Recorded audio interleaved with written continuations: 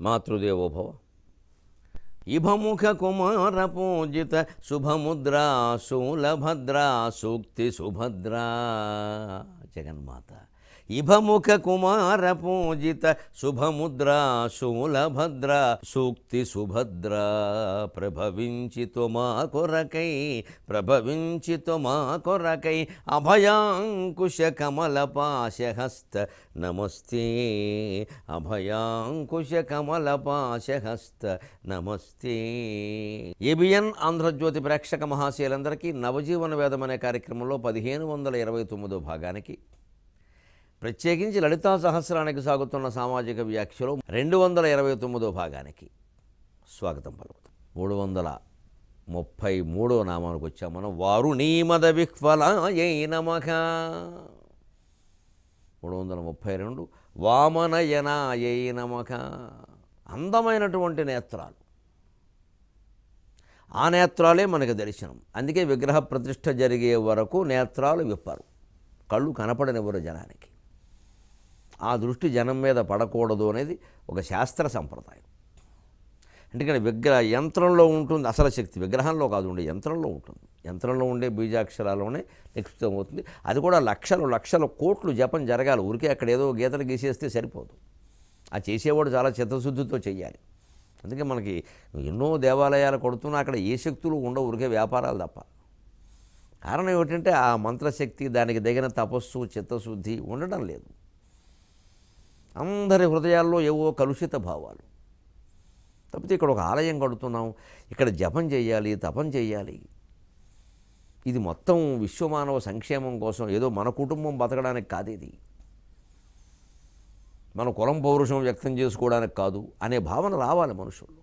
అక్కడ ఆ భక్తి, ఆ చిత్తశుద్ధి కలిగిన మనుష్యత లక్షల కోట్ల జపం చేయించాలి. అది అక్కడ ధారపోయాలి. అప్పుడు ఆ శక్తి ఆ యంత్రంలో ఉండే బీజాక్షరాల రూపంలో అక్కడ నిక్షిప్తం అవుతుంది. అది అలాగే ఉన్నట్టయితే ప్రమాదం అది. అందుకని ఆ విగ్రహం రూపంలో వ్యక్తమయ్యేలా విగ్రహం ఏర్పాటు చేస్తారు. ఆ బీజాక్షరాలు ఏ దేవతకు సంబంధించినో ఆ దేవత రూపాన్ని అక్కడ ఏర్పాటు చేస్తారు. ఆ రూపం అనేది ఊరికే మనకు కనపడడానికి.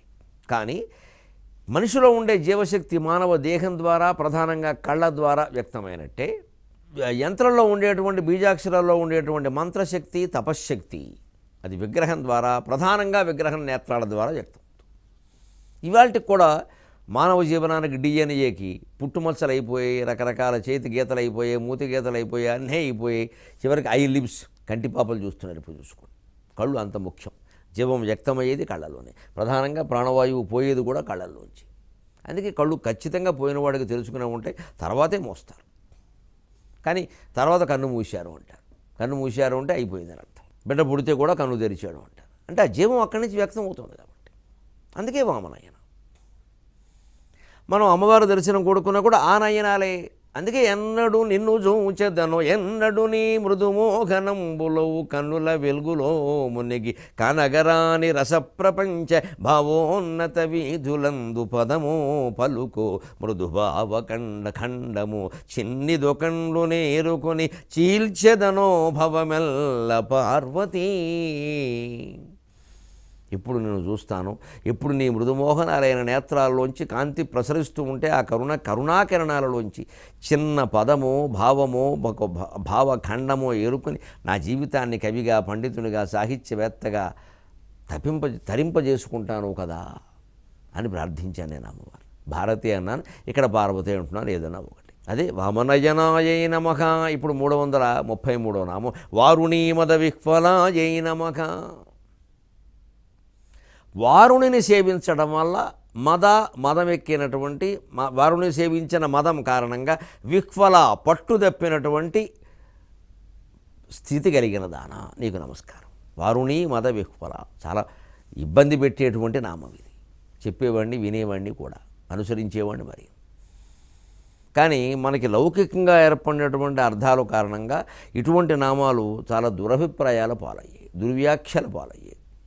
ఇక వాటి మీద ఆధారపడి లోకంలో కొన్ని దుష్టాచారాలు కూడా ప్రవేశించి, ఎట్టి పరిస్థితుల్లోనూ భగవదారాధనలో మద్యమాంసాల సేవనం కానీ, మద్యమాంసాల నివేదన కానీ పనికిరాదు. అసలు అవి అక్కడ పెట్టడం కాదు, అవి సేవించే అలవాటు వీడికి ఉందంటే ముందు వీడి గుళ్ళోకి వెళ్ళే ఆ హక్కు లేదు అసలు. అందుకే భక్తి పెరిగిన కొద్దీ ఈ మధ్య మీరు గమనించండి, చాలామంది మద్యం అలా అట్టిపట్టిన మాంసాహారం సేవించే వాళ్ళు కూడా మానేశారు. ఇక మద్యం మానేశారని చెప్పక్కర్లేదు ఇంకా. కానీ మరి అమ్మకాలు పెరుగుతున్నాయి అంటే మనకు ఆత్మవంచనలు పెరుగుతున్నాయి. ఓ పక్కది ఓ పక్కది. ఇగో ఇటువంటి నామాలు కొన్ని దుర్వ్యాఖ్యా విషమూర్ఛితాలు కావడం వల్ల అటువంటి వాటికి అవకాశం కూడా ఇచ్చింది. వారుని అంటే కళ్ళు అనే అర్థం అన్నమాట నిజమే. మరి భాస్కరరాయల వ్యాఖ్యానం చూశారా? సింహంభట్ల వారి వ్యాఖ్యానం చూశారా? అసలు నిఘంటువులు చూశారా? ఖర్జూర రసాన్ని వారుని అంటారు. ఖర్జూర రసం ఇప్పటికీ గుండె నొప్పికి బ్రహ్మాండంగా పనిచేస్తుంది. ఉట్టినే 2 ఖర్జూరాలు రాత్రిపూట ఓ గ్లాసు నీళ్ళలో వేసి, ఓ అరగ్లాసు నీళ్ళలో వేసి శుభ్రంగా తెల్లవారులు నాననిచ్చి పొద్దున్న ఆ నీళ్లు తాగేసి ఆ 2 ఖర్జూరాలు శుభ్రంగా మెత్తగా ఉంటాయి కాబట్టి నవిలేసి ఆ తర్వాత ఏదో పనులు చూసుకుంటే జీవితంలో గుండె నొప్పి రాదు. 30 ఏళ్ల వయస్సు నుంచి అనుసరించదగిన పద్ధతి. 50 ఏళ్ళు దాటిన వాళ్ళు మరి తప్పనిసరిగా చేయాల్సిన పద్ధతి. ఖర్జూరం అంత గొప్పది. ఈ నీళ్లు నానబెట్టడం తాగడం ఇవన్నీ ఇబ్బంది అనుకున్న వాళ్ళు ప్రయాణం చేసే సంచులో 4 ఖర్జూరాలు పడేసుకుంటే ఎంతకాలమైనా ఉంటాయి. ఎండు ఖర్జూరాలు కాస్త మధ్యాహ్నం నిద్రపోలేచే ఒకటి బొగ్గనెట్టుకుంటే ఒక అరగంట కాలక్షేపం. అశక్తి చేవ, అది వారుణి మదం. ఖర్జూర రసపానం అది దేవతలకు నైవేద్యము పెట్టేవారు, వీరు సేవించేవారు. ఇప్పుడు చెప్పండి, ఆయుర్వేద ఔషధాలన్నీ కూడా దేవతల నైవేద్యాల రూపంలో ఉన్నాయి. అంతేకాదు, వారుని నాడి అని శరీరంలో ఒక నాడి ఉంది ప్రత్యేకంగా. ఇది వ్యానం అనేటువంటి ప్రాణవాయువులాగే, వ్యాన సర్వ శరీరగ అని వ్యానం అనేటువంటి ప్రాణవాయువులాగే మొత్తం శరీరం అంతా వ్యాపించి ఉండేటువంటి నాడి ఇది వారుని నాడి. దాన్ని ఆశ్రయించి ఉండడం, అది యోగాభ్యాసం చేయడం. అప్పుడు 72,000 నాడులలోనూ అంత అవన్నీ కాస్త సారాంశరూపకంగా సంగ్రహంగా ఏర్పడినటువంటి 101 నాడుల్లోనూ ఉండేటువంటి జ్ఞాపకాలు మొత్తం నశిస్తాయి. ఆ ఆనందమే బ్రహ్మానందం అంటారు. అందుకే ఈ వారుణి నాడిని వాయునాడి అని కూడా అంటారు. అంచేత వారుణి మదవిహ్వలాయై నమః అంటే వారుణి నాడి ద్వారా చేసినటువంటి యోగాభ్యాసం ద్వారా బ్రహ్మానందాన్ని పొంది ఆ బ్రహ్మానంద రసపానంతో విహ్వలమై పట్టుతప్పి ఉండేది అని అర్థం. మీరు మామూలు లౌకికంగా చెప్పుకున్నా సరే మద్య పదార్థాలు మత్తు పదార్థాలు సేవించిన వాళ్ళు చూడండి పట్టు తప్పిపోయి ఉంటారు. మంచి చెడ్డ తెలియదు. అలాగని వాళ్ళు చెడ్డ చేస్తారని చెప్పిన మంచి కూడా చేస్తారు. విచిత్రంగా ఎలా ఉంటుందంటే, ముఖ్యంగా మంచి అంటే మంచినే చెడ్డనే కాదు, కానీ వాళ్ళతో పాటు ఎవడన్నా తాగడానికి వస్తేనండి ఆ బిల్లు వీడు ఇచ్చేస్తారండి. అబ్బాయి కర్ణుడు సరిపోవడం, అది సరిపోవడం, శిబి చక్రవర్తి బలి చక్రవర్తి సరిపోరు తాగిన వాళ్ళ దానానికి. బా ఎంత ఔదార్యమా, ఉండానా చెబుతుంటే నేను ఇస్తా అంటే మొత్తం ఇచ్చేస్తాడంతే. ఎంత చక్కగా నటిస్తున్నారు, మీకు ఎక్కడ అనుభవం అనకండి. ఎవరో అంటూ నటిస్తుంటే చూసా, గ్రహించడం అలవాటు అంతే. మామూలు ఔదార్యం కాదు. ఇంకా అసలు ఇంకా ఓ సీసా ఎవడన్నా పోయిస్తే నేను ఎన్నికల ఖర్చు నేనే పెట్టుకుంటానంటాడు. అంత ఔదార్యం వచ్చేస్తుంది. అంటే ఏమైంది, తన ఆర్థిక స్థితిని, మానసిక స్థితిని, కుటుంబ స్థితిని మొత్తం మర్చిపోయాడు. భౌతికంగా ఒక పదార్థం ద్వారానే మీకు అది సాధ్యమవుతుంటే, నిజంగా ఆత్మజ్ఞానం పొందగలిగితే, బ్రహ్మానందం పొందగలిగితే, ఆ రకంగా మర్చిపోగలిగితే, మర్చిపోవడం తప్పు కాదండి. ఆర్థిక స్థితి కానీ, మానసిక స్థితి కానీ, కుటుంబ స్థితి కానీ, సమస్త బంధాలు మర్చిపోవడం తప్పు కాకపోగా మానవ జీవిత లక్ష్యమే మర్చిపోవడం. 1000 పద్యాలు 1000 కొలది పద్యాలు ఏకతాటగా అప్పగించి పెద్దల చేత ధారణ బ్రహ్మరాక్షసుడు అని బిరుదు పొందిన వ్యక్తిగా, జ్ఞాపక శక్తి ఉన్న వ్యక్తిగా చెబుతున్నాను. 60 ఏళ్లకు కూడా కోల్పోని వ్యక్తిగా చెబుతున్నాను. జీవితంలో గుర్తుపెట్టుకోవడం అంత దుఃఖం ఇంకోట్లేదు, మర్చిపోవడం అంత సుఖం ఇంకోట్లేదు. క్షణం విరామంలో మర్చిపోవాలండి. నిజంగా మర్చిపోవడం చాలా గొప్ప విషయం. చాలామంది ఏమిటాను, ఇంటికి ఎవరో వచ్చారు గుర్తుపట్టలేకపోయాం. ఎవరో ఈ 90 ఏళ్ళు ఎవరు గుర్తుపట్టకపోతే నీకు నష్టమేటమ్మా తల్లి, ఆలోచించు. ఎందుకు గుర్తుపట్టాలి వాళ్ళని? ఎంతమందిని గుర్తుపట్టలేకపోతే అంత మంచిది. ఎంతమందితో మాటలు మానేస్తే అంత మంచిది. ఎన్ని పనులు మానేస్తే అంత మంచిది. భక్తి, జ్ఞానం, వైరాగ్యం అంటే అది. 50 ఏళ్ళు దాటినప్పటి నుంచే మొదలు పెట్టాలి. ముందు పనులు మానేయాలి. మనకు అనవసరమైన పనులు ఎత్తుకోవద్దు. అవసరమైనవి చేస్తాం. ఇంకా కొన్నాళ్ళు పోతే అత్యవసరమైనవి చేద్దాం. ఇంకా కొన్నాళ్ళు పోతే పీక మీదకి వచ్చాక చేస్తాం, అంతవరకు చేయం. అలా వయసు పెరుగుతున్న కొద్దీ వైరాగ్యం రావాలి. అబ్బే రాదే, బంక పామేసుకోవడం. ఇక్కడ ఆమోదం ఒంటి నిండా రాసేసుకుని తర్వాత మొత్తం మునిగిపోయాక మాబోటికాడికి ఫోన్ చేసి పరిష్కారం ఎవడు చెప్తాడు? ఇక్కడ పరిష్కారం ఎక్కడిదక్కడ వదిలేయమని చెబుతోంది వేదాంతం స్పష్టంగా. ఎవరినో గుర్తుపట్టలేకపోయాం, ఇంకా మాట సరిగ్గా రావడం. ఈ మాట వస్తే ఏమన్నా ఘంటసాల పాట పాడతావా? ఇప్పుడు ఎందుకు రావాలి మాట? ఇంకా అసలు మాట రాకపోతే నష్టం ఏమిటి? ఎవరితో ఏం మాట్లాడాలి మనం? వచ్చిన వాడు అందరినీ పలకరించారు, మన పలకరించలేదు. 90 ఏళ్ళు వచ్చాక పలకరించేది ఏమిటి? యమధర్మరాజు పలకరిస్తాడు 10 నిమిషాల్లో. ఈ వైరాగ్యం రావాలి. అంచేది బ్రహ్మానంద రసపాన మత్తత ఎటువంటిది అంటే, మామూలుగా కళ్ళు దాగి నాట్యం చేసేవాడు మత్తత మీరు చూడండి. ఈ దౌర్భాగ్యపు మత్తత ఇలా ఉంటే ఆ సౌభాగ్యపు మత్తత ఎలా ఉంటుంది? అది వారుణీ మద విహ్వలాయై నమః. వరదా వామనయన వారుణీ మద విహ్వల. ఇది 333వ నామం. వారుణీ మద విహ్వలాయై నమః. వరద వామనయన వారుణీ మద విహ్వల. విశ్వాధిక వేదవేద్య వింధ్యాచల నివాసిని. విశ్వాధిక వేదవేద్య వింధ్యాచల నివాసిని. విశ్వాధికాయై నమః. 334వ నామం. విశ్వాధికాయై నమః. విశ్వమంతటిలోకి అధికురాలు. జీవుడు మొదలు శివుడు వరకు అందరూ ఆవిడని ఆశ్రయించవలసింది. జీవుల్లో జీవశక్తి, శివుల్లో శివశక్తి. అందుకే విశ్వాధికో రుద్రో మహర్షి అని చెబుతోంది వేదం. అటువంటి పరమేశ్వరుణ్ణి మనం ఆశ్రయించాలి. ఆ పరమేశ్వరుని మనం శివరూపంలో ఆశ్రయిస్తామా, విష్ణు రూపంలో ఆశ్రయిస్తామా, అమ్మవారి రూపంలో ఆశ్రయిస్తాం, అది మీ ఇష్టం, ఏం పర్వాలేదు. రూపం సమస్యే కాదు అసలు. అంచేత ఏ రూపంలో ఆశ్రయించినటువంటి ఎవరి ప్రార్థననైనా మనం చెప్పు, మనం ఆశ్రయించే రూపాన్ని ఆశ్రయించవచ్చు. ఆ రూపమే ప్రధానమని అదేదో గొప్పదని అనుకోకల్లా, మనకి ఇష్టమైంది అంతే. ఎందుకంటే రూపంతో ఒక రూపం ఎదురుగా లేకపోతే మనం ఆశ్రయించడం కష్టం. కాళ్ళెట్టుకోండి, ఎవరి కాళ్ళెట్టుకోవాలో తెలియాలిగా. నలమహారాజు అనే ఒక రూపాన్ని నమ్ముకుంది దమయంతిదేవి. కాబట్టి ఆ రూపంలోనే దేవతలు రాగానే తెకమక పడిపోయింది. వాళ్ళందరూ వాళ్ళ రూపాల్లో వస్తే ఆవిడ గొడవ ఏముంది, శుభ్రంగా నలమహారాజు మెళ్ళ దండేసేది. ఆయన రూపంలో వచ్చారు. అంచేత రూపం అశాశ్వతం, రూపం ఎవరైనా ధరించగలరు. ఈ విషయాలు మనకు పురాణ కథలు చెబితే అర్థమవుతుంది. కామరూపం అంటే అర్థం అది. కామరూపాన్ని ధరించే లక్షణం దేవతలు కాదు, రాక్షసులకు కూడా ఉంటుంది. అంచేత కామరూప ధారణం అనేది ఏదో పెద్ద దివ్యశక్తి కింద మాట్లాడుతుంది, అది ఒక శక్తి అంతే. కామగమనం, కామరూపం ఇవన్నీ ఒక శక్తులు. ఇష్టం వచ్చిన చోటకి వెళ్ళగలుగుతాడు. రావణాసురుడు కూడా వెళతాడు. పుష్పక విమానం మీద వాడు అలాగే వెళ్ళాడు. అదే విమానం మీద మరి అగస్త్య మహర్షి వెళ్ళాడు. ఎంతోమంది మహర్షులు వెళ్ళారు. ఋషులు ఎంతోమంది సంతానం కోసం, కేవలం వంశాభివృద్ధి కోసం వివాహాలు చేసుకుని వారి భార్యల కోరికలు తీర్చడం కోసం ఒక విమానాన్నే సృష్టించారు. ఆవిడకేదో భోగం అనుభవించాలనుంది, సృష్టించారు మహర్షులు. ఆ విమానంలో ఆవిడని విహరింపజేశారు. ఆవిడ చాలా ఆనందించిన తర్వాత సంతానాన్ని కన్నారు. అంతే, ఆ విమానాలు లేవు, ఇంకా భోగాలు లేవు. ఆవిడకి అప్పటికి వైరాగ్యం వచ్చేసింది. భర్త శక్తి ఏమిటో అర్థమైంది. ఇంత శక్తిమంతుడైన వాడిని అసలు కాపరం చేయడమే గొప్ప విషయం. ఆయన సన్నిధిలో కూర్చొని ఆ జ్ఞానం పొందితే చాలా, ఈ విమానాలు, పరిచారికలు ఇవన్నీ మనకి దేనికి? వాళ్ళు గ్రహించుకున్నారు. ఋషిపత్నుడు కదా. మనం కూడా జీవితంలో భోగాలు అనుభవించేటప్పుడు ఆ భోగాలు సాధించి పెడుతున్నటువంటి తల్లిదండ్రులు ఉన్నారే మనకి, వాళ్ళు ఎంత గొప్పవాళ్ళండి. యువతరం ఆలోచించాలి ఆ విషయం.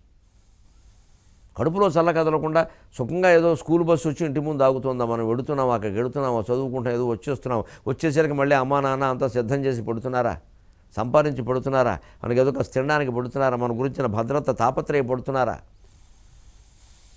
అంచేత బడిపిల్లాడి దగ్గర నుంచి కళాశాల విద్యార్థుల వరకు పూర్తి శ్రద్ధ తల్లిదండ్రుల మీద ఉండాలి. వాళ్ళు ఎందుకు చదివిస్తున్నారు, మన అసలు వాళ్ళు ఎలా చూస్తున్నారు, వాళ్ళ పట్ల మనం ఎలా ఉండాలి. ఈ దృష్టితో ఉంటే ఆ వయసులో పుట్టే వెర్రివాంఛలు పుట్టవు.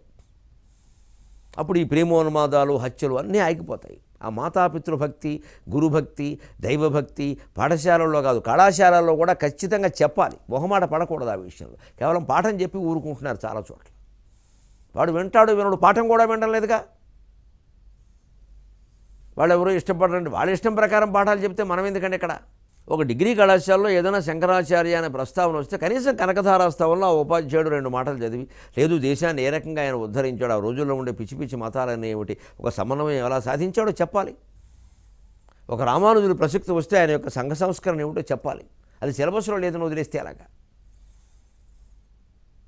ఇతర మతాల్లో ఉన్నా కూడా చెప్పొచ్చు, తప్పేం లేదు, హాయిగాను వారు సంతోషిస్తారు. దీని ఊరికే మతపరమైన బోధాన్ని కొట్టేయకూడదండి. ఇది లేకపోవడం వల్ల ఇవాళ ఏ విలువలు లేకుండా పోయాయి.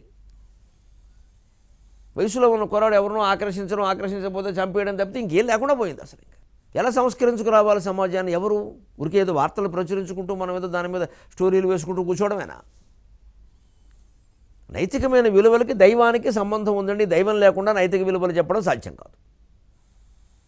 అంతిమంగా మనిషికి ఈ శరీరం నేను కాదని తెలిస్తే తప్ప ఏ నీతికి ఎవ్వడు కట్టుబడడు. భౌతికవాదం పనికిరాదు, నాస్తికత్వం పనికిరాదు. ఖచ్చితంగా ఆధ్యాత్మికవాదం రావాల్సిందే అక్కడ. లేకపోతే జ్ఞానము లేదు, వైరాగ్యము లేదు. ఈ దేహం నేను కాదనే విషయం అర్థం కావాల్సింది.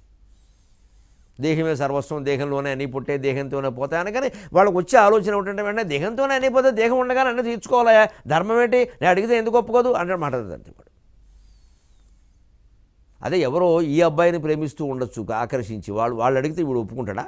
మరి వాళ్ళు వీడిని నరికేస్తే మనం అడగగానే ఒప్పుకోవాలి అందరూ? ఇదెక్కడ పద్ధతి? అసలు ఈ భావాలు ఎలా జనిస్తున్నాయి? ఎక్కడ తల్లి అన్నా, తండ్రి అన్నా, గురువు అన్నా, దేవుడు అన్నా, అసలు సమాజం అన్నా, దేశం అన్నా, అసలు ఎక్కడ భక్తిని గురించినటువంటి మాటలు పాఠ్యపుస్తకాల్లో లేకుండా పోయి ఉన్నది ఏదైనా కొద్దిగా ఉంటే అది చెప్పడం మానేసి ఇది పరీక్షల్లో వస్తుందా రాదా, మార్కులు వస్తాయా రాదా, ఈ గొడవే ఎంతసేపు. అందుకే విశ్వాధికో రుద్రో మహర్షి, విశ్వానికంతటికీ అధినాయకుడు, అధినాయకురాలు మీరు ఏదైనా అనండి, ఒక మహాశక్తి ఉంది అని వేదమే చెప్పింది స్పష్టంగా. ఆ ఈశ్వరుణ్ణే మనం ఆశ్రయించాలి. ఎలా ఆశ్రయించాలి? నువ్వు తప్ప నాకెవరూ దిక్కు లేరు అన్నట్టుగా ఆశ్రయించాలి. పిల్లలకి ఏదో ఒక దశలో ప్రహ్లాద చరిత్రలో పద్యాలు, గజేంద్ర మోక్షంలో పద్యాలు నేర్పాలి. నీవే తప్పని తప్పరం వెరుగ మన్నిం పన్గదే దీనుని రావే ఈశ్వర కావవే వరద సంరక్షించు భద్రాత్మక, ఈ శరణాగతి నేర్పాలి. అప్పుడు విద్యార్థి తన మనసులో కలిగే రకరకాల ఆందోళనకి సమాధానంగా భక్తి మార్గంలోకి వస్తాడు. అప్పుడు చాలా వరకు సమాజం పద్ధతిగా నడిచే అవకాశం ఉంది. భక్తి జ్ఞాన వైరాగ్యాలు లేకుండా యువతరం కానీ వృద్ధతరం కానీ ఎవ్వరూ సక్రమంగా ఉంటారని కూడా పొరపాటు. బాధ్యతలు గ్రహిస్తారు, గ్రహించేలా చేయాలి, అవగాహన కలిగించాలి. ఏం కలిగిస్తారండి అవగాహన? ఎక్కడి నుంచండి? వాడు వినందే. భక్తి ద్వారానో భయం ద్వారానోనే కలగాల ఆ భావన. పాపం పేరు మీద భయపెట్టినా పర్వాలేదు, పాపం పోతుందని చెప్పకూడదు ఉపాయం. పాపం చేస్తే నాశనం అయిపోతామని చెప్పాలి, ఖచ్చితంగా అన్నీ అనుభవిస్తామని చెప్పాలి. పాపాలకి మినహాయింపులు, పశ్చాత్తాపాలు, ప్రాయశ్చిత్తాలు చెప్పద్దు ఇక్కడ. అసలు చేయకుండానే ఉండాలి, చేస్తే అనుభవించి తీరాల్సిందే. అదే చెప్పాలి ఖచ్చితంగా. ఆ శరణాగతి ఎలా ఉంటుంది? సరిగ్గా ఈశ్వరుని శరణవ్వడం. విశ్వాధికో రుద్రో మహర్షికి. శివుడు వేరు, అమ్మవారు వేరు కాదు కదా. ఎవ్వరు దిక్కు నాకిక మహేశ్వర, ఎవ్వరు దిక్కు నాకిక మహేశ్వర, నీకు నువ్వు బట్టకున్నచో అలా ప్రార్థించాలి. ఎవ్వరు దిక్కు నాకిక మహేశ్వర, నీకు నువ్వు బట్టకున్నచో మువ్వలుగా జగత్సమితి మ్రోయగ, మువ్వలుగా జగత్సమితి మ్రోయగ, నాట్యములాడుచుండి నందవ్వుల నిల్వమందువే ఎదందయలేదే. మువ్వలుగా జగత్సమితి మ్రోయగ, నాట్యములాడుచుండి నందవ్వుల నిల్వమందువే ఎదందయలేదే. భవత్పదంబుజంబు నేనివ్వలనవ్వలం తడుముటే పని నాకు, భవత్పదంబుజంబులన్ ఇవ్వలనవ్వలం తడుముటే పని నాకు, ఎటు ద్రోసి వైచినన్. భవత్పదంబుజంబు ఇవ్వలనవ్వలం తడుముటే పని నాకు, ఎటు ద్రోసి వైచినన్. ఇది నటరాజస్వామి మీద అల్లిన పద్యం. నటరాజు ఇలాగా జటాకటాక సంభ్రమ భ్రమన్ నిలింప నిర్జరి విలోలవి చివల్లరి విరాజమానమూర్ధని అని ఆ చేతులు అటు విసిరేసి, ఈ కాలు ఇటు విసిరేసి, ఈ కాలు ఇటు విసిరేసి బ్రహ్మాండమైన చండతాండవం చేస్తుంటే భక్తుడు కనిపించింది. దూరంగా ఉన్నవాడికి ఈ కాలు ఇలా విసినట్టు ఆ కాలు దొరికింది, పట్టుకున్నాడు. అంతట్లో ఆ కాలు తీసేశాడు ఆయన. నేను పట్టుకొని ఇస్తానన్నట్టు, నీకు దొరుకుతానా అన్నట్టుగా. అదే ప్రార్థన. ఎవ్వరు దిక్కు నాకేక మహేశ్వర, నీకును పట్టకున్నచ్చు. నువ్వు కూడా పట్టించుకోకపోతే ఎవరు పట్టించుకుంటారు ఆయన? విశ్వాధికో రుద్రో మహర్షికి, విశ్వాధిక వేదవేద్య వింధ్యాచల నివాసిని. మువ్వలుగా జగత్సమితి మ్రోయగా నాట్యములాడుచుండి. నీ పాదాలకు అందెలున్నాయ్యా, ఆ అందెలకి లోపల మువ్వలు ఉన్నాయ్యా. ఆ మువ్వలే ఈ జగత్తులు, అధోలోకాలు ఊర్ధ్వలోకాలు అన్నీ ఆ మువ్వలే. పరమేశ్వరుడి పాదాలకు ఉండేటువంటి మంజీరపు మువ్వలే ఈ లోకాలు. సమస్త ధ్వనులు ఆ మువ్వల సవ్వడే. మువ్వలుగా జగత్సమితి మ్రోయగా నాట్యములాడుచుండి నన్ను దవ్వుల నిల్వమందువే. నాట్యం చేస్తున్నావు, కాలు తగులుతుంది, జాగ్రత్త, దూరంగా ఉండమంటావా అంటే నీకు నన్ను దూరం చేస్తావా? ఎదం దయలేదే. పరమేశ్వరుడు కదా, లోకమంతా సృష్టించావు కదా, నీకు ఆ మాత్రం దయలేదా? భవత్పదాంబుజంబు ఇవ్వలనవ్వలం తడుముటే పని నాకు, ఎటు ద్రోసి వైచిన. నువ్వు నేను ఇటు ఇటు నాట్యంలో కాలు విసిరావనుకో ఆ కాలు పట్టుకుంటా, లేదా అటు తోసేసావనుకో మళ్ళీ అటు పడతాను ఆ కాలు పట్టుకుంటా, అంతేగాని నేను వదలను. ఇది శరణాగతి. అప్పుడు విశ్వాధికుడు భగవంతుడు, విశ్వాధికురాలు అమ్మవారిని మనం అంగీకరించినట్టు లెక్క. విశ్వాధికాయై నమః 335 నామం. వేదవేద్యాయై నమః విశ్వాధికా వేదవేద్య వింధ్యాచల నివాసిని వేదవేద్యాయై నమః 335 నామం. ఎన్ని వేదములు చదివినా అంతిమంగా వేదం ద్వారా తెలుసుకోదగినటువంటి ఆత్మతత్వాన్ని తెలుసుకోకపోతే ఆ చదువంతా వృధా అయిపోయినట్టే లెక్క. ఊరికే చదివానని చెప్పుకోవాల్సిన అవసరం ఏం లేదు. ఇక వేద విద్య పరిస్థితి అలా ఉంది అంటే మన ఎంబీఏలు ఎంటెక్ల గురించి ఇక మాట్లాడాల్సిన అవసరమే లేదు. ఇవన్నీ ఊరికే లౌకికంగా ఏదో ఉద్యోగం ఇవ్వచ్చు, తిండి పెట్టచ్చు, కొన్నాళ్ళు సుఖంగా ఉండడానికి సాయపడచ్చు. ఇవాళ ఈ విద్యలు చెప్పుకోవడానికి కూడా అవకాశం లేదు. ఎంబీఏ ఎంటెక్ ఎవడు పట్టించుకోవట్లేదు. అయితే ఏమిటంటే ఎందుకంటే ఆ విద్యలకి ఏం విలువ లేదు. ఇక్కడ బీటెక్ చదివినా ఎంటెక్ చదివినా అంత నిజంగా టెక్నాలజీలో అతనికి అంత నా పరిజ్ఞానం ఉందని అనుకునే అవకాశం లేదు. ఏమీ తెలియని వాళ్ళు ఉన్నారు చాలామంది. డిగ్రీలు వచ్చేస్తున్నాయి, 1-2గా థర్మామీటర్లో ఉన్నదానికంటే ఎక్కువ వస్తున్నాయి, 104 కంటే ఎక్కువ వస్తున్నాయి డిగ్రీలు. దానికి తగిన పరిజ్ఞానం ఉందంటే ఏం లేదు. పూర్వకాలం ఎస్ఎస్ఎల్సీతో మానేసి పెళ్ళిళ్ళు చేసుకున్న వాళ్ళు చాలామంది ఉన్నారు, 40 ఏళ్ల క్రితం. కానీ వాళ్ళ పరిజ్ఞానం ఎలా ఉందంటే మనుచరిత్ర కావ్యం సొంతంగా చదువుకునేవారు, ఏ ప్రతిపదార్థం అవసరం లేదు, హాయిగా చదువుకునేవారు. ఏదైనా వశ్చరిత్ర లాంటివి శ్లేషార్థాలు ఉంటే తెలుగు పండితులను అడిగేవారు, వాళ్ళు కూడా అర్థాలు చెప్పగలిగేవారు. ఎందుకంటే వాళ్ళు అప్పటికే చదువుకున్నారు దాన్ని, తెలుగు పండితులు కదా, హై స్కూల్ ఉపాధ్యాయులు. ఇవాళ ఎస్ఎస్ఎల్సీ కాదు, డిగ్రీ చదివినా, పీజీ చేసినా, పీహెచ్డీ చేసినా మనుచరిత్ర వశ్చరిత్ర లాంటి కావ్యాలు సొంతంగా చదువుకునే అవకాశం వీళ్ళకి లేదు. ఒకవేళ అందులో రెండో అర్థం ఏంటంటే రెండో అర్థం సంగతి అట్టిపెట్టవయ్యా, మొదటి అర్థమే తెలియట్లేదనే తెలుగు పండితులే తయారవుతున్నారు. తెలుగు పండితుల్లో కూడా ఆ పరిజ్ఞానం లేకపోతే ఇంక దేనికి అంటే వాళ్ళు కూడా ఆ ఎంఏలు అవి ఏంటంటే ఆ పాఠ్యపుస్తకాల్లో ఉన్నవి ఆ సిలబస్ ప్రకారం చదవడం. ఇప్పుడు డిస్టెన్స్ ఎడ్యుకేషన్ వచ్చింది కదా, డిస్టెన్స్ ఎడ్యుకేషన్ అంటే అర్థం ఏంటి, ఎడ్యుకేషన్ చాలా దూరంలో ఉందని అర్థం. ఎప్పటికీ దగ్గరికి రాదు అది. పుస్తకాల దగ్గరికి వస్తే పోస్టులో, కానీ చదువు దగ్గరికి రాదు, జ్ఞానం దగ్గరికి రాదు. జ్ఞానానికి దూరంగానే ఉంటాడు. ఊరికి అక్షరాస్యతకి దగ్గర అవుతాడంటే లిటరసీ. డిస్టెన్స్ ఎడ్యుకేషన్ అంటే అర్థం ఏమిటి, లిటరసీకి దగ్గర అవుతాడు, ఎడ్యుకేషన్కి దూరంగానే ఉంటాడు. దాని పేరే డిస్టెన్సు, టూ మచ్ డిస్టెన్స్. దగ్గరుండి రోజు కాలేజీలో పాఠం చెబుతుంటే విన్నవాడికి రావట్లేదు, కానీ దూర విద్యలో ఏమిటి వస్తాయండి. ఏదో అదో కాలక్షేపం ఎందుకు పెట్టారండి, ఏదో ఇంట్లో కూర్చొని చదువుకోలేము అనుకునేవాళ్ళు కొంతమంది చదువుకుంటారంటే, ఇక అసలు కాలేజీ కూడా చదువుకునేవాళ్ళు కూడా ఇది మొదలు పెట్టేశారు. అంచేది వేదములు చదివితేనే దిక్కు లేదు, భగవజ్ఞానం కలగదంటే భౌతిక విద్యల గురించి లౌకిక విద్యల గురించి చెప్పక్కల్లా. వేదములు చదివినా కలగదని ఎందుకు అంటున్నారు? 23:30 గంటల్లో ఆ విషయాన్ని తెలుసుకుందాం. అంతవరకు తెలుగులో మాట్లాడు.